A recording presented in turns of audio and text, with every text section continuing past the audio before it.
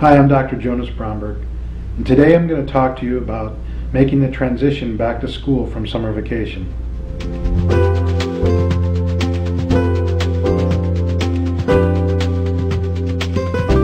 Transition times can be difficult for many children with ADHD, and making the transition from the lazy days of summer to the structured days of fall can be especially difficult for many kids.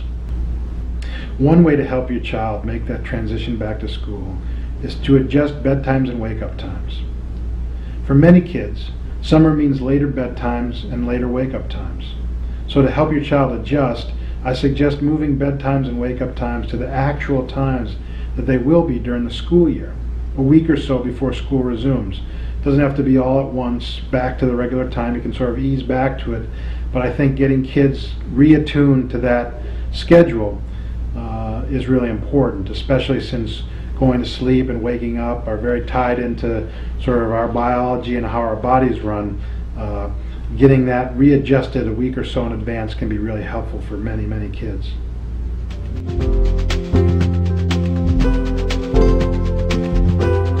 Another thing you could do is to prepare and get organized. For many kids, it can be a really fun thing to go out and buy new school supplies or new clothes for school. Use it as an opportunity to talk to your child about their feelings about returning to the school. Things that they're looking forward to, things that they anticipate might be difficult. Just to get, it's an easy time to sort of get the conversation flowing about those ideas. Along the lines of preparing ahead of time, identify the homes for your child's backpack and their school lunch bag. Designate where these areas are, and practice putting these items in their designated areas. Run through the routines that your child will go through when they come home at the end of the day or get ready to leave for school in the morning. It's amazing how quickly those routines can get forgotten over the summer.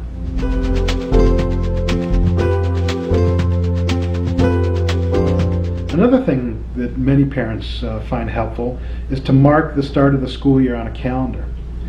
Use a calendar to identify the day that school will begin, and then a week or two in advance start checking off the days before school starts.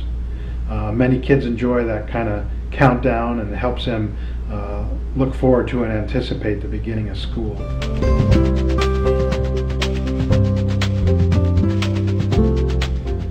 Another thing to do if possible is to visit the new classroom and your child's new teacher. Some schools allow you to arrange that type of visit before the school year begins, which gives a chance for your child to see the classroom, the layout, the physical surroundings, meet the teacher in a very low pressure kind of way.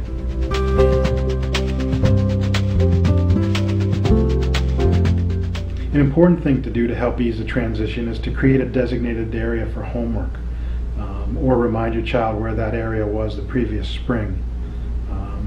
Create a nice area for completing homework. The area should be distraction-free. Remove as much clutter as possible. This will help your child really focus on what they're supposed to be doing. You can sit down with your child and brainstorm a set of rules, or remind them of the rules that you had in place previously about things such as what time homework will begin, when you'll help them and when they need to do things on their own. The television won't be watched during homework, things like that.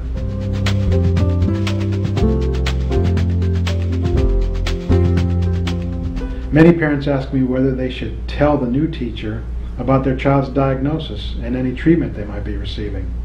The simple answer to that is yes, absolutely. More likely than not, if your child's been diagnosed and has been treated previously, the new teacher's going to know that. That information routinely gets passed down from teacher to teacher in a school. And there's really no reason that information shouldn't be shared. Even if it's new information for the new teacher, there's really no harm in sharing that, and it helps the teacher anticipate and plan ahead and be prepared for the unique needs of your child.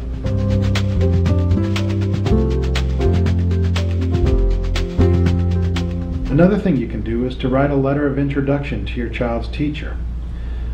In the insideADHD toolkit, there's a form to help you do that. This will help your teacher see the child as an individual and can help differentiate them from whatever sort of previous ideas or information they might have about the child. It can help facilitate a more personal connection between the teacher and the family. When writing this type of letter, use it as an opportunity to describe your child, what treatments are being used, who the people on the treatment team are. Describe the strategies that you and your child's previous teachers have found helpful, and specify what hasn't worked or might have even backfired in the past. Include any other personal information, such as your child's likes or dislikes, their hobbies or interests, as a way of helping the teacher get to know them and seeing them as an individual.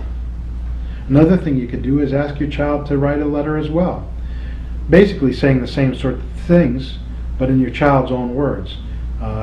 Teachers I've worked with that have received these type of letters really like that.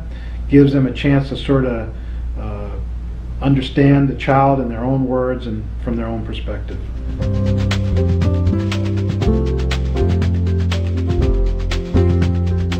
Again, as you make that transition back to school, it's important to prepare and organize. Kids with ADHD very frequently have difficulty making these transitions, so anything that you can do ahead of time to help smooth the way will help get the school year off to a better start.